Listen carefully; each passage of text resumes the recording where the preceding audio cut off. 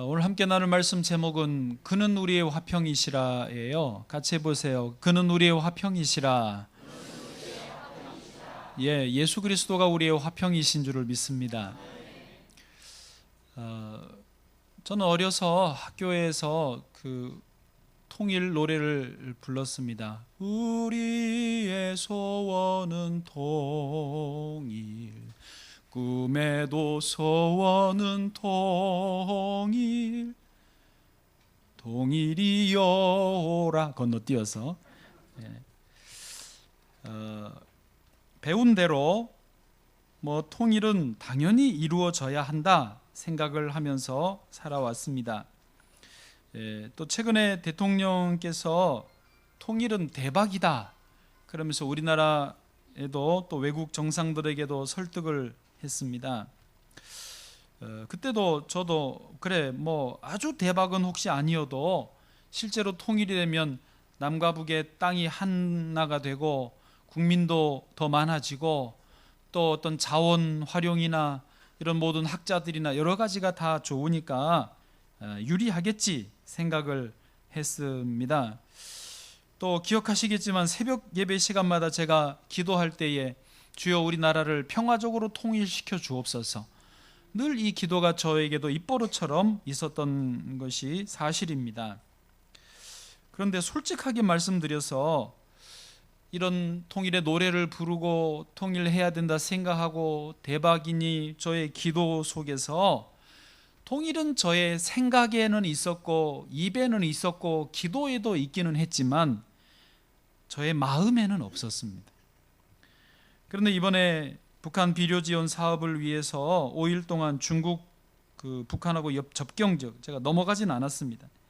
중국 그다음에 연해주 우스리스크 블라디보스토크까지 다녀오면서 거기서 일하시는 분들을 만나보고 그들의 설명을 듣고 하시는 일을 직접 제가 보고 체험하면서 통일이 저에게 마음으로 다가오게 되었습니다. 아, 그렇구나. 통일이 그냥 배워서 통일이 아니라 이거는 나의 통일이고 우리의 통일이구나. 이거는 구호가 아니라 현실이구나. 그것을 깨닫게 되었습니다. 그래서 저 마음으로 통일을 품게 되었고 대망하게 되었고, 그래 어떤 대가 값을 지불할지라도 우리나라는 반드시 통일되어야 한다, 이 소망을 품고 돌아오게 되었습니다. 우리 다 잘 아시다시피 현실의 장벽은 너무나 높습니다. 남북 관계가 경색되어 있고 서로 조건만 따지고 서로 너희가 그렇게 하면 우리가 이렇게 하겠다는 식으로 긴장만 하고 있지 먼저 하려고 하지 않습니다. 게다가 지금 북한은요 더 예전보다도 더 살벌한 세상이 되었다고 합니다. 예전에는 누군가 그랬습니다. 북한을 악의 축이라고, 그래서 북한이 악이라고 그랬어요. 그런 이블이거든요, 영어로. 그런데 지금은 북한을 뭐라고 그러냐? 데블이라고, 악마라고 합니다. 예전에는 마음에 안 들면 저 아우지로 보내라고 이러면서 옷 벗겨버리라고 이렇게 강등시키고 그랬는데 요즘은 어떻게 하냐? 마음에 안 들면 총살시켜버리라고. 제2인자고 3인자고 없습니다. 같은 당원이고 개국공신의 후손이고 뭐가 없습니다. 그냥 마음에 안 들면 고모부도 총살시켜버리는 마당이기 때문에, 여러분 이런 높은 자리에 있는 분들도 이렇게 하루아침에 총살당하는 분위기라면 북한의 일반 평민들은 말해 못하겠습니다. 생명이요? 아무것도 아닙니다. 인권이요? 배고픈 거요? 여성들의 어떤 그런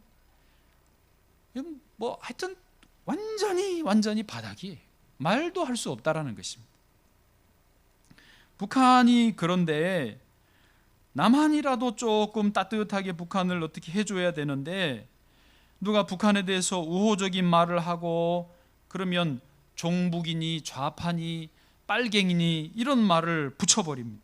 국민 정서가 대체로 북한은 원수, 그러면 그래 맞아 잘한다 그러고 북한은 우리 동포다, 좀 도와야 된다 이러면 막 색안경을 끼고 봐버리니까 어떻게 해볼 수도 없습니다. 이런 남북 관계, 북한은 북한대로 남한은 남한대로 이런 어려운 상황이지만 지난 주간 저는 그 북한 접경 지역을 다니고 러시아 지역을 다니면서 저도 모르게 저의 입술에서 계속 나오는 반복된 말이 오늘 이 제목입니다. 주는 우리의 화평이시다. 주는 우리의 화평이시다. 그분이 막힌 담을 허실 수 있다. 주는 우리의 화평이시다. 저는 5일 내내 이 말이 입술에서 떠나지를 않았어요. 마음에서 사라지지를 않았어요. 그래서 감히, 사실 저도 잘 몰라요. 그렇지만은 오늘 지난 주간에 또 최근에 여러 가지 일들을 통해서 저에게 주신 이 마음을 오늘 나누기를 원합니다. 성경에 보면 한 나라가 분열이 되는 것도 하나님의 주권이었고 다시 통일이 되는 것도 전적으로 하나님의 주권이라고 말씀하고 있습니다. 우리 눈에는 통일이 불가능해 보이지만 하나님이 하시면, 화평이신 예수님이 움직이시면 통일은 될 줄로 믿습니다. 가능하다라고 하는 것입니다. 자, 이제 선언의 말씀을 드렸는데 이 느낌을 좀 가지시고 다시 한번 오늘 본문을 다 같이 소리내서 읽어보시겠습니다. 에베소서 2장 14절부터 20절 말씀을 여러분 각각 너무 빠르게 가지 마시고 천천히 의미를 단어 하나 생각하면서 또박또박 같이 읽어가겠습니다. 시작. 그는 우리의 화평이신지라 둘로 하나를 만드사 원수된 것 곧 중간에 막힌 담을 자기 육체로 허시고 법 조문으로 된 계명의 율법을 폐하셨으니 이는 이 둘로 자기 안에서 한 세 사람을 지어 화평하게 하시고 또 십자가로 이 둘을 한 몸으로 하나님과 화목하게 하려 하심이라. 원수된 것을 십자가로 소멸하시고 또 오셔서 먼 데 있는 너희에게 평안을 전하시고 가까운 데 있는 자들에게 평안을 전하셨으니 이는 그로 말미암아 우리 둘이 한 성령 안에서 아버지께 나아감을 얻게 하려 하심이라. 그러므로 이제부터 너희는 외인도 아니요 나그네도 아니요 오직 성도들과 동일한 시민이요 하나님의 권속이라. 너희는 사도들과 선지자들의 터 위에 세우심을 입은 자라. 그리스도 예수께서 친히 모퉁이 돌이 되셨느니라. 아멘. 말씀만 읽어도 은혜가 됩니다. 자, 그래도 설교 시간이니까 세 가지로 짧게 나누어서 말씀을 드리도록 하겠습니다. 첫 번째는 뭐냐면 오늘 말씀대로, 제목대로 예수 그리스도가 우리의 화평이시다라고 하는 것입니다. 따라해 보세요. 예수 그리스도가 우리의 화평이시다. 나의 화평이시다. 아멘. 이 말씀이 기록될 당시에 유대인들은 그 이전부터 벌써 이방인들을 자기들과 구별시켜 놓고 있었습니다. 이방인들은 완전히 유대인들에게는 외인이고 나그네고 절대 같이 할 수 없는, 섞일 수 없는 존재들이었습니다. 배타적이었어요. 만약에 유대인이 이방인하고 같이 식사를 했다 그러면 그 유대인은 부정하게 되어서 정결 예식을 따로 해야 했습니다. 이방인은 유대인 공동체에 들어올 수 없었어요. 왜냐? 유대인들이 이렇게 이방인들을 다 배척하고 배타적이 된 이유는 유대인에게 있었던 율법 때문이었습니다. 하나님이 주신 율법을 지키지 않으면 같이 할 수 없다라는 거예요. 안식일을 지키지 않고 피채 먹고 돼지고기 먹고 손을 깨끗하게 안 씻고 하여튼 제사법대로 안 하는 이방 것들은 우리와 같이 섞일 수 없다. 그러면서 계속 배척했던 것입니다. 심지어 지금도 이스라엘에 가보시면은요, 거기는 높은 한 6m에서 8m 정도 되는 콘크리트 장벽이 쫙 쳐져 있습니다. 이쪽은 이스라엘 사람들, 유대인들만 삽니다. 그 장벽 안에는요, 팔레스타인 사람들만 살게 합니다. 절대로 못 넘어오게 합니다. 너희들은 거기서 살아라. 우리는 여기서 살겠다. 그러면서 군인들이 총 들고 지키고 나오면 감옥에 데려가든지 밤에 나오면 쏘아서 죽여버려도 말을 못하게 해놓은 것입니다. 유대인들은요, 하나님의 선민입니다. 율법을 받았습니다. 그런데 본래 하나님의 뜻을 이해하지 못하고 율법에 매인 사람들이 되어서 그렇게 배타적이 되었습니다. 이방인들은 구원을 못 받는다고, 이방인들은 아주 그냥 잡이라고 이렇게 하면서 살았던 것입니다. 그런데 그 율법에 매여 있는 유대인들에게서 하나님의 아들이신 예수님이 태어나셨습니다. 예수님은 일부러 이 유대인들에게서 유대인의 몸을 입고 나오신 것입니다. 그리고 그 유대인, 율법에 매여 있는 그 유대인의 신분으로 그 육체를 가지시고 십자가에서 못 박혀 죽으신 것입니다. 십자가에서 피 흘려 죽으시면서, 그래 유대인들이 그렇게 절절매고 소중하게 여기는 모든 율법을 다 충족시키시고, 그리고 이것에 더 이상 매이지 말라 하면서 율법을 폐하셨던 것입니다. 예수님의 육체로, 그 유대인의 육체로 이제부터는 유대인과 이방인의 장벽이 없어졌다. 그 콘크리트 벽과 같은 것을 허물어 버리신 것입니다. 할렐루야. 이것을 온전하게 이해하고 경험한 사도 바울도 역시 유대인이었는데요, 처음에는 몰랐다가 나중에 깨달은 이 사도 바울은 그렇구나 이것을 깨닫고 이방인의 사도가 되었던 것입니다. 오늘 본문의 14절 15절입니다. 사도 바울이 이렇게 기록을 합니다. 너무 중요하니까 제가 다시 읽습니다. 그는 우리의 화평이신지라 둘로 하나를 만드사 원수된 것 곧 중간에 막힌 담을 자기 육체로 하시고 법 조문으로 된 계명의 율법을 폐하셨으니 이는 이 둘로 자기 안에서 한 세 사람을 지어 화평하게 하시고. 아멘. 온 이방 나라를 다니면서 사도 바울은 사람들에게 알렸습니다. 이제 유대인과 이방인의 벽은 없어졌다. 화평이신 예수 그리스도 안에서 더 이상 벽은 없어졌다. 우리는 하나다. 우리는 한 형제요 자매다. 우리 함께 화목하게 지내고 함께 하나님 앞으로 나아가도록 하자. 이게 평생의 사도 바울의 사역이었던 것입니다. 사도 바울 이후에 지금도 많은, 대부분은 안 받아들였지만 그래도 상당수 유대인들이 자기들의 유대인 예수님, 자기들의 유대인 사도 바울에게서 받아들여서 예수 그리스도를 믿고 있습니다. 그들은 또 지금 21세기 이 시대에 유대인들에게 벽을 허무시라, 이방인들에게 복음을 전하자고 나가고 있는 것입니다. 자, 여러분, 여러분은 어차피 유대인이 아닙니다. 여러분은 한국 사람입니다.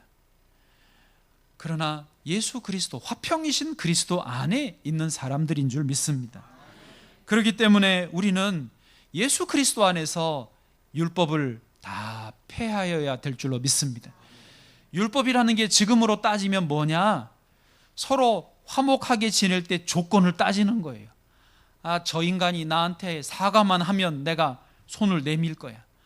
저 인간이 나한테 저 빚만 갚으면 내가 다시 친구가 될 거야.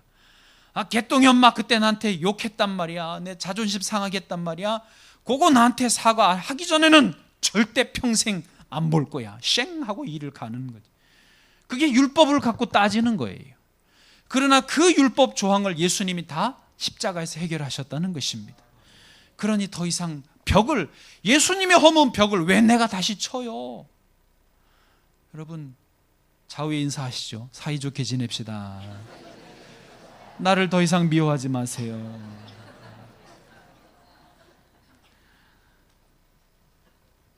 참 그 보험 이야기가 좋아요. 묻지도 따지지도 않습니다. 예수님이 다 헐어주셨는데 왜 자꾸 우리는 따지냔 말이에요. 왜 자꾸 물으면서 그게 되면 화목하겠다고 하는 거예요. 그건 진정으로 예수 안에 있는 사람이 아니라는 거예요. 예수 안에 있으면 예수님이 우리의 화평이시기 때문에 우리는 누구와 화평할 수 다 있습니다. 김동호 목사님 설교집 중에 그런 내용이 나와서 제가 감동이 됐어요. 평화하면 평화한다. 평화하기로 마음 먹으면 누구와도 평화할 수 있다는 것입니다. 따지면 평화 못해요. 그러나 그래 평화하자 그러면 평화가 된다는 것입니다. 왜요? 예수 그리스도가 우리의 화평이시기 때문에 그렇다는 것입니다. 두 번째로요, 오늘 본문에도 그런 의미가 나오는데, 우리에게 지금 북한 동포들은 외인이고 나그네와 같이 되어버렸습니다. 우리에게 북한 동포는 철저히 이방인같이 되어버렸습니다. 그러나 그리스도 예수 안에 있으면 다시 화평하게 될 수 있을 줄을 믿습니다. 이번에 중국에서 연변 중에 연길시에 갔습니다. 여러분, 연변과 연길이 혹시 헷갈리시면 오늘 잘 들어두시면 안 헷갈리시는데, 연변은 조선족 자치주 이름입니다. 우리로 치면 무슨 경기도, 강원도 도 이름과 같이 넓은 땅덩어리가 연변 조선족 자치주예요. 연변에는 조선족들이 30% 이상 살면 거기는 자치주를 인정해 주는데, 한때 50%까지 우리 조선분들이 살아서 자치주가 되었습니다. 그 연변의 수도가 연길입니다. 그리고 우리 연길에 갔는데, 연길시에는 연변과학기술대학이 1992년도에 설립되어서 지금까지 운영이 되고 있습니다. 연변과학기술대학은요, 김진경 총장님이, 이분은 미국 시민권자인데, 이 사회주의 국가, 공산주의 국가 중국 정부가 최초로 외국인에게 대학을 설립하도록 허락해 준 그 과학기술대학입니다. 지금도 전 세계, 미국, 유럽, 또 한국에서 박사학위를 가진 교수님들이 월급 한 푼 안 받고 자비량으로 거기서 가르치고 있습니다. 학생들은, 재학생들이 약 2,000명 정도 되는데, 중국 사람, 조선족, 또 북한 유학생, 한국에서 간 유학생들, 이렇게 여러 국제 학생들이 모여서 공부를 하고 있습니다. 한 교수님 밑에서 약 7명, 많으면 한 10명 정도 소수 그룹을 교수님들이 담임제로 맡아서 이 전문 지식도 가르치지만은 신앙을 가르치고 복음을 가르치고 있습니다. 그래서 그 아이들이 졸업할 때쯤이면 다 대부분 예수님을 믿고 이제 기독교 인재가 되어서 북한을 위해, 중국을 위해, 한국을 위해, 이 동북아를 평화를 위해서 봉사하게 된다라고 하는 것입니다. 이 연변과학기술대학이 너무 잘 되고 거기서 인재들이 잘 나오는 걸 보고 북한의 김정일 시대 김정일이 김진경 총장을 초청을 했습니다. 좀 다녀가시라고. 그래 갔더니 김정일이 이렇게 부탁을 합니다. 평양에도 연변과학기술대학 같은 학교를 세워달라요. 아마 그렇게 부탁을 한 것 같습니다. 그러면서 자기가 보장을 해주겠다라는 거예요. 김진경 총장이 걱정하니까, 만약에 기껏 학교 세웠는데 가져가 버리시면 우리 그거 몇백억 들어가야 되는 프로젝트인데 꺼내 가져가 버리시면 우리 어떡합니까? 그랬더니 보장해 주겠다.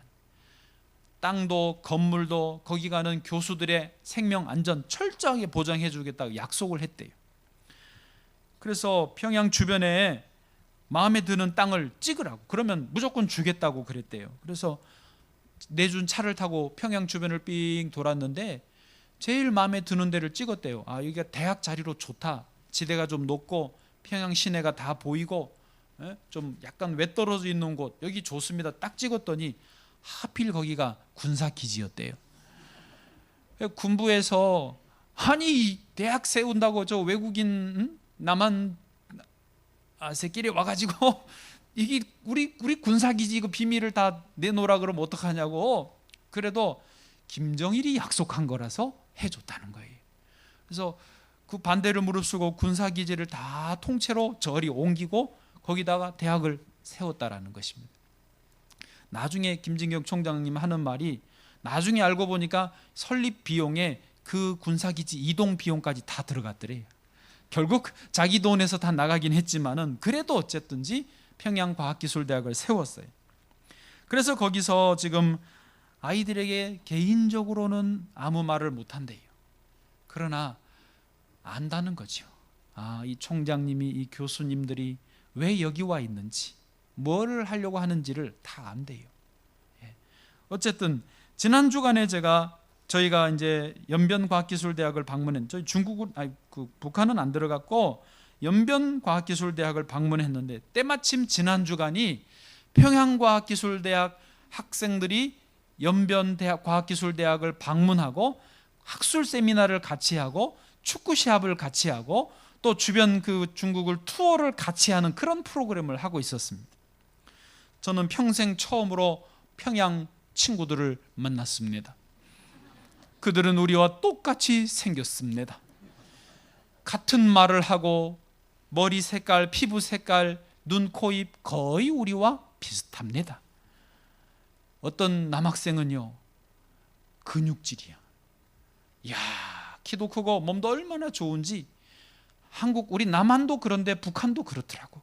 근육질의 남자들은 희한하게 쫄티만 입어. 그 아이도 쫄티를 입고 왔다 갔다 하는 거예요. 그래 처음에 제가 지금 한국 유학생인가 알고 보니까 그 북한 친구예요. 이 근육을 자랑하고 싶은 거예요. 그런데요, 참 신비한 것은 같은 핏줄, 같은 민족, 같은 언어, 같은 생김새인데 서로 눈을 마주치기가 어렵습니다. 말을 붙여도 대답을 잘 안 합니다. 같이 이렇게 눈을 마주치었다 싶은데 눈빛이 이렇게 보는데 너무 다른 이질감을 느끼는 거예요. 그게 뭘까? 왜 이렇게 낯설까? 왜 이렇게 다를까? 왜 이렇게 이질감을 느낄까? 결론부터 말하면요, 그 속에 있는 영이 다르기 때문에 그렇습니다. 더 이상 말하긴 곤란하지만 그들의 가치관, 인생관, 세계관, 철학, 어떤 삶의 목표, 이유, 거기 있는 이유 모든 게 다 전부 우리하고는 완전히 반대인 것입니다. 그러다 보니 눈을 보는데 전혀 어떤 공감이 안 되는 거예요. 오히려 중국 사람 보는 게 나아요. 그렇게 불편할 수가 없었습니다.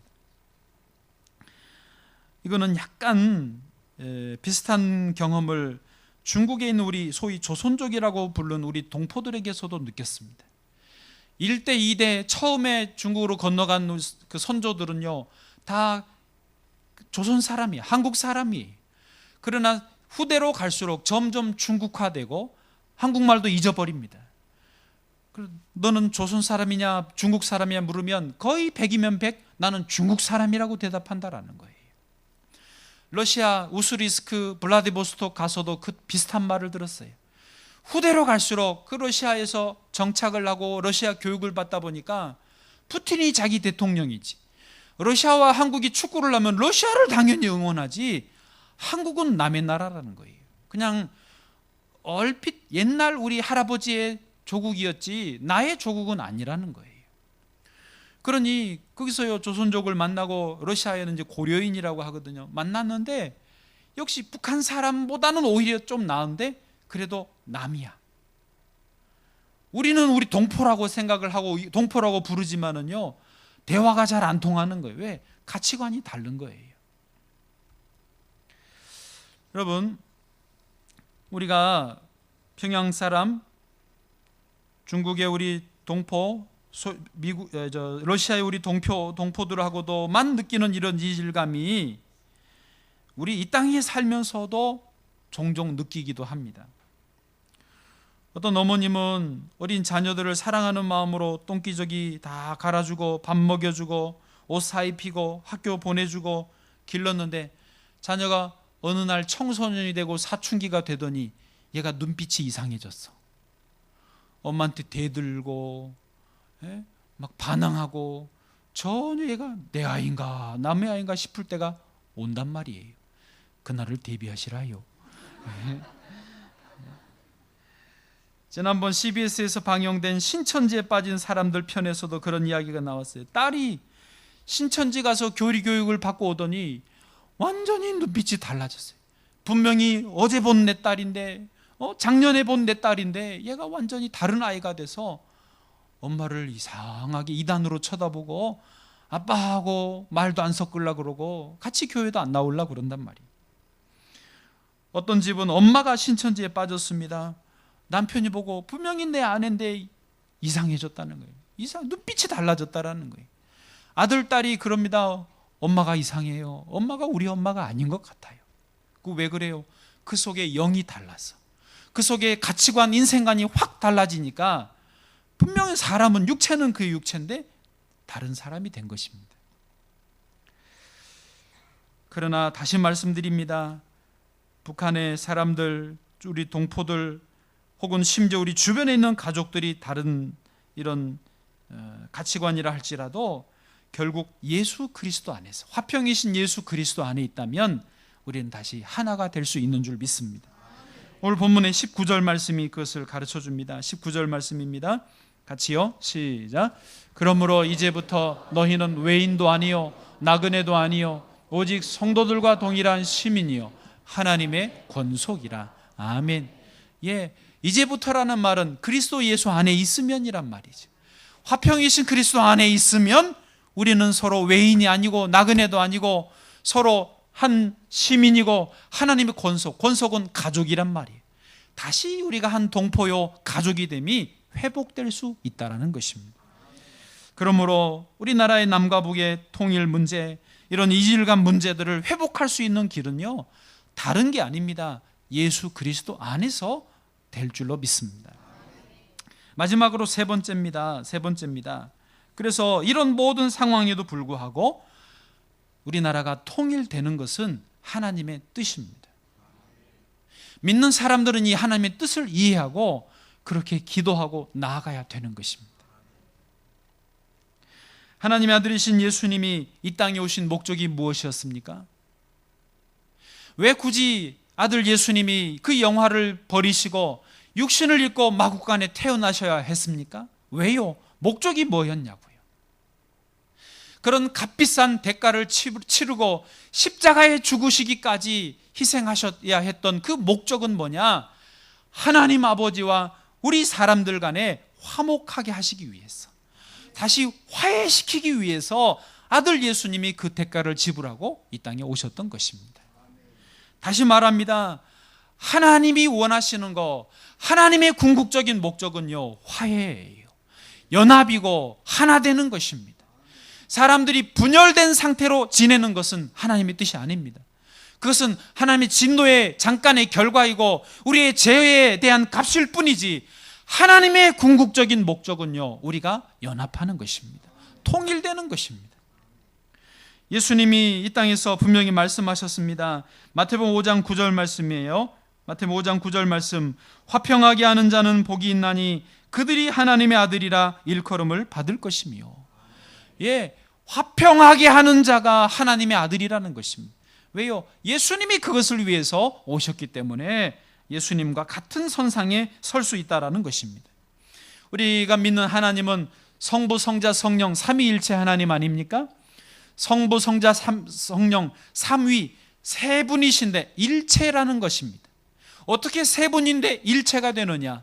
세 분은 서로 사랑하시기 때문입니다. 세 분은 서로 이해하고 사랑하고 서로 상대방 안에 들어가시기 때문에 일체가 된다라고 하는 것입니다. 자, 우리가 믿는 하나님의 존재 양태가, 존재하시는 형식 자체가 이렇게 삼위일체라는 것을 이해한다면 우리도 역시 가정에서, 이웃들 간의 지역사회에서 무엇보다 남과 북이 분리된 상태로 있는 것은 하나님과 안 맞다라는 거예요. 통일된 상태로 있는 것이, 이것이 그대로 하나님의 뜻이고 하나님의 뜻에 맞다라고 하는 것입니다. 문제는 뭐냐? 우리들의 죄예요. 우리의 죄는 뭐예요? 이기심이고 탐욕이고 서로 미워하는 것입니다. 통일이 대박이다. 대통령이 그렇게 말씀하셨습니다. 통일하면 대박 난다는 게 뭔 말이에요? 돈이 많이 벌린다는 말 아닙니까? 저는 반대로 이렇게 이해를 했습니다. 대통령이 우리나라 사람들과 외국 정상들에게 통일의 당위성을 설득을 해야 되는데 그냥 통일해야 됩니다, 이건 운명입니다 그러면 뭐 당장 살기 힘드는데 뭔 통일, 이렇게 나오니까 통일하면 돈 떨어진다, 대박이다 그러면 사람들이 다들 돈 하니까, 돈에 미쳐 있으니까 통일 대박 그러면 통일이 진짜 그렇게 대박이야? 그렇게 설득이 되는 거예요. 이거 안타까운 상황입니다.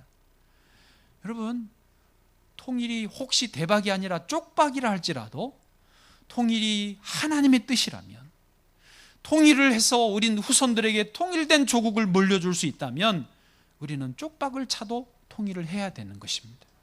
아멘. 아멘. 여러분 아멘이 미적지근해서 내가 아멘을 강요하는 거예요. 하나님 아버지가 다시 말씀드립니다.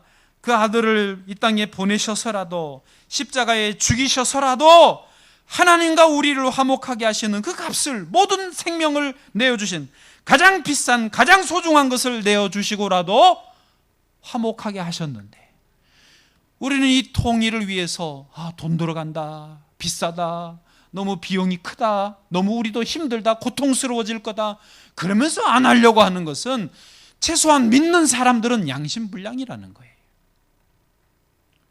우리 한국의 정치인들, 한국의 이쪽의 학자들이요, 독일에 가서 공통적으로 질문하는 게 하나랍니다. 뭐냐? 독일이 통일되는데 비용이 얼마 들었습니까?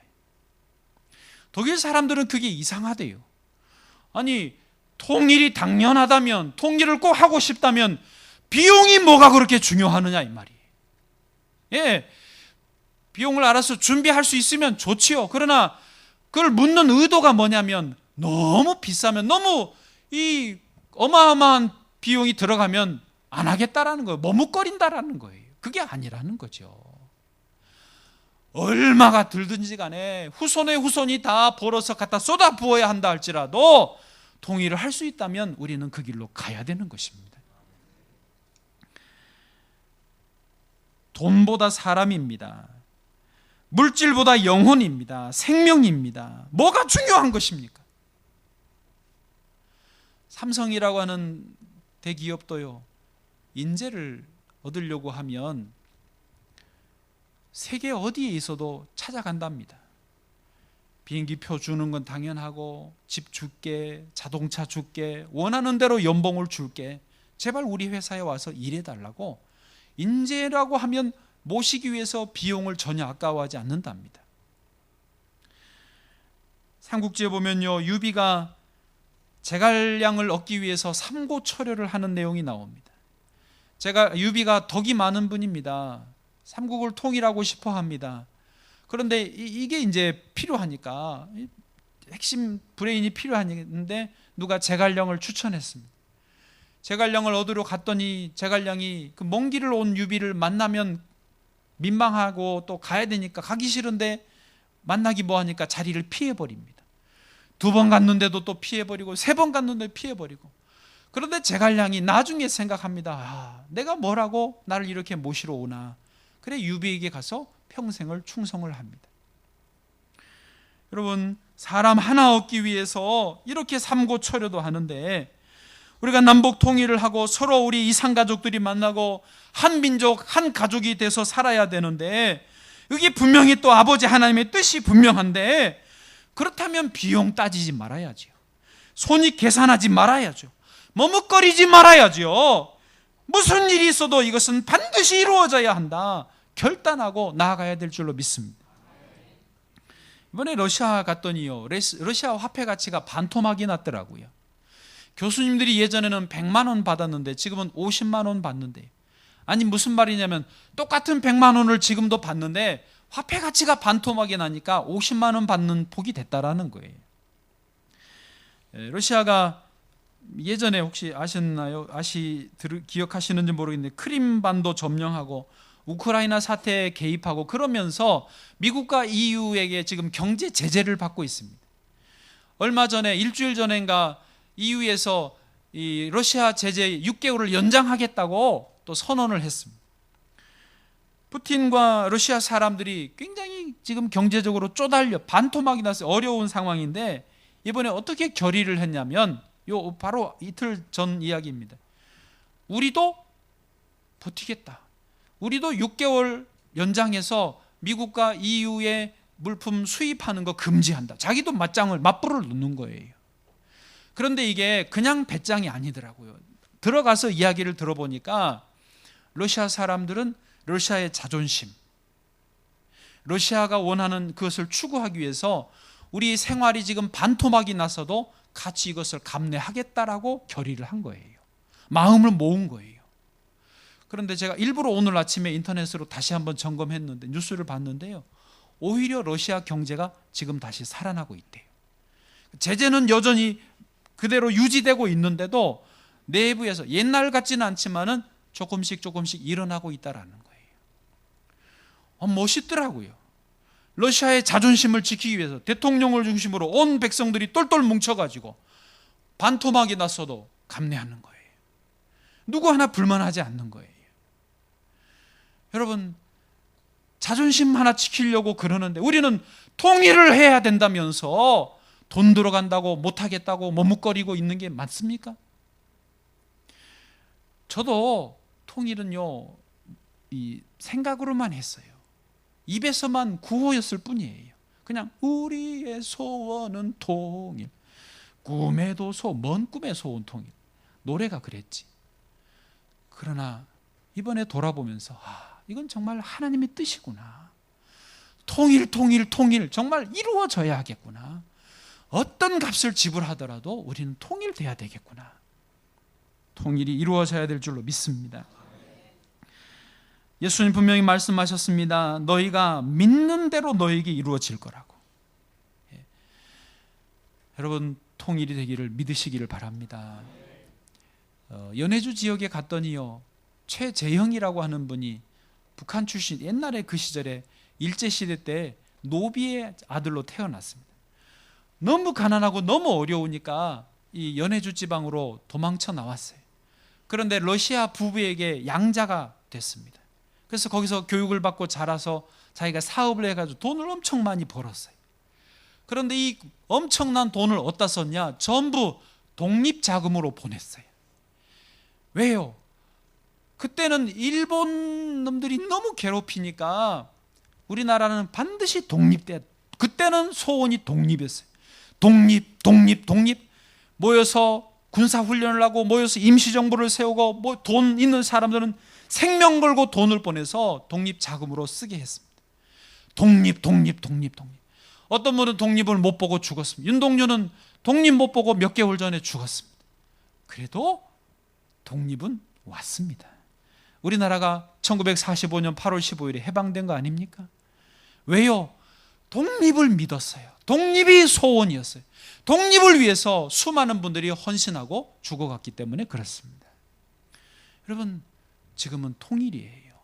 더 이상 미룰 수 없습니다. 더 이상 늦출 수 없습니다. 당장 먹고 살기도 바쁜데, 당장 우리 자식 키우기도 바쁜데 뭔 통일이냐? 아닙니다. 통일이 정말 필요한 것입니다. 이것이 하나님의 뜻인 것입니다. 다시 말씀드립니다. 우리가 통일을 되면 되고 안 되면 할 수 없지, 그러면요 안 될 것입니다. 그러나 믿는 대로 된다고, 주여 통일을 이루어 주옵소서. 통일이 돼야 합니다. 통일될 줄로 믿습니다. 만나는 이마다, 기도할 때마다, 생각할 때마다, 하는 일마다 통일을 염두에 두면 믿는 대로 통일은 올 줄로 믿습니다. 사람으로서는 불가능해 보입니다. 맞습니다. 그러나 하나님이 하시면 가능한 것입니다. 이제 말씀을 정리하겠습니다. 통일이 언제 올까요? 노아의 홍수의 때가 갑자기 왔듯이 통일은 어느 날 갑자기 올 것입니다. 전문가들이 다 그렇게 말합니다. 독일 통일도 그랬습니다. 독일이 통일될 때 당시의 총리였던, 수상이었던 분들도 자기 나라의 통일이 이렇게 빨리 올 줄을 몰랐다고 분명히 고백합니다. 여러분, 통일이 어느 날 갑자기 오면 당황하지 마시고, 당황하셨어요? 그러지 마시고 지금 준비하십시다. 기도하십시다. 통일은 금세 올 줄로 믿습니다. 또 놀라운 사실은 이번에 가서 본 것은요, 정말 저도 잊고 저도 그냥 말로만 통일 그랬지 하나도 한 게 없었는데 의외로 너무나 많은 분들이 통일을 위해서 헌신하고 있었다는 사실입니다. 가서 보고 놀랐어요. 어떤 목사님은 호주에서 목회하시는데 그 목회를 접고 잘 되고 있던 목회를 넘겨주고 거기 와서 생명 걸고 낮은 선봉에서 사업을 하고 계셨습니다. 근데 목사님이에요. 그분은 2만 명의 어린이들에게 매일 빵을 먹이는데 그게 한 달에 1억씩 들어가는 프로젝트였습니다. 젊은이들도 나와서 통일을 위해서 헌신하고 있었습니다. 많은 아까 말씀드린 박사님들이 대학에서 북한 아이들, 조선족 아이들을 가르치면서 통일을 위한 인재들을 기르고 있었습니다. 그런데요, 이 헌신된 통일을 준비하는 분들의 모두 100% 공통점은 뭐냐? 다 예수 믿는 사람들이었어요. 예수를 안 믿는 분들은요, 없어요. 예수 안 믿는 분들은요, 다 자기 사업하기 바빠요. 자기 놀러 다니기 바빠요. 자기 재미 보기에 바빠요. 자기 욕심 차리기에 바빠요. 그러나 화평이신 예수님 마음에 있는 분들은요, 나를 위해서 살지 못하는 거예요. 나라의 통일을 위해서, 후대를 위해서 자기의 삶을 드리고 있었습니다. 여기는 저와 여러분이 예수 그리스도가 마음에 계시다면, 화평이신 예수님이 계시다면, 우리가 가자 이런 말은 아닙니다. 당장 우리가 통일을 위해서 실제적으로 뭔가를 하자라고 하는 것입니다.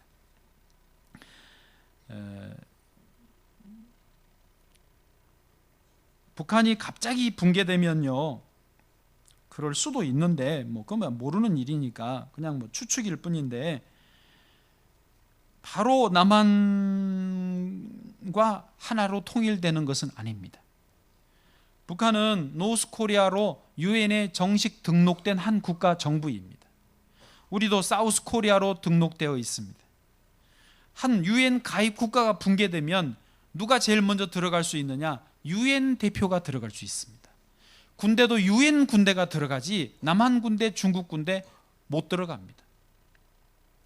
그리고 거기에 북한에서 대표가 꾸려지고 유엔 대표와 함께 서로 대화와 협력을 통해서 제3의 다른 정권을 세우든지, 남한과 평화적으로 통일을 시키든지, 중국으로 병합을 시키든지, 그런 게 그때 결정된다라고 하는 것입니다. 그러므로 그때 유엔의 대표로 포함돼서 들어갈 수 있는 인재가 우리에게 필요합니다. 뜬금없이 미국의 어떤 사람이 못 갑니다. 뜬금없이 통일 생각도 안 하고 있다가 북한 문화, 가치관, 그들의 역사, 그들의 고민, 그들의 미래를 고민하지 않는 사람이 똑똑만 하다고, 박사학위가 있다고, 직책만 있다고 대표에 들어갈 수 없습니다. 그들이 거부할 거예요. 그럼 누가 들어갈 수 있느냐? 북한을 이해하고 북한을 품어낼 수 있고 그들과 함께 잘 어울려서 할 수 있는 파트너십이 되는, 거기서 인정해주는 그런 인재가 들어가서 그 일을 감당할 수 있습니다. 우리 청년들, 젊은이들, 어린 자녀들 준비할 수 있으면 참 좋겠습니다.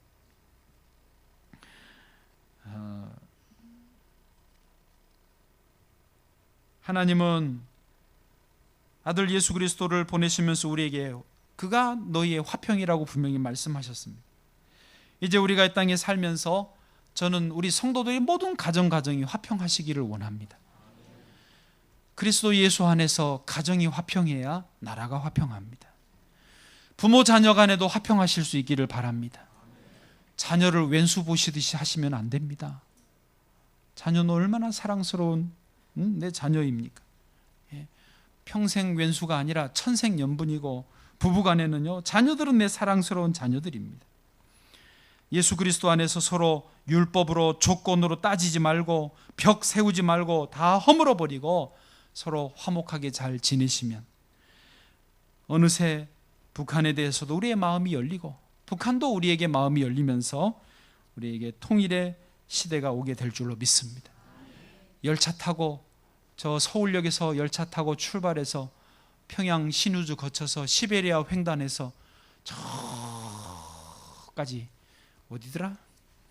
까지 가게 되는 그 날을 하나님이 곧 금세 주실 줄로 믿습니다. 우리 후손들이 통일의 이 나라를 물려받게 되기를 간절히 원합니다.